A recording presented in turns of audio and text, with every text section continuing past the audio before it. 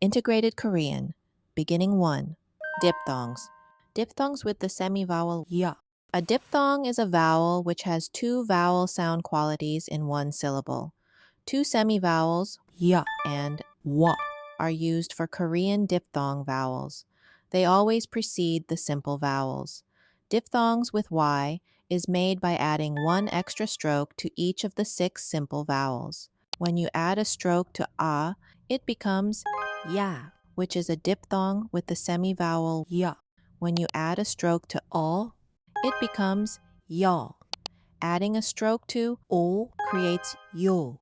Similarly, u becomes you, e becomes ye, and e becomes ye. When writing diphthong letters, remember that the stroke order is top to bottom and left to right. The distinction between ye and ye is lost in casual speech because both are pronounced as ye, but it is retained in writing as well as in extremely careful pronunciation. Diphthongs with the semivowel wa. There are 6 diphthongs beginning with the sound wa, as in English words like week, Washington, and work. These are graphically expressed by combining 2 simple vowel letters. In these diphthong, the letters o and u are used to represent the semivowel sound wa. A simple vowel o combined with a simple vowel a makes the diphthong wa. A simple vowel o combined with a simple vowel e makes the diphthong we. The combination of o and e forms the diphthong we. The combination of u and o makes a diphthong wa. The diphthong made by combining u and e is we.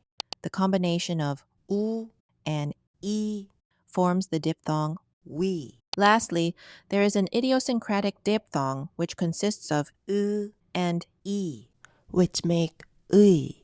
The letters we and we, which used to be pronounced differently, are now pronounced identically as we, although the distinction is kept in writing.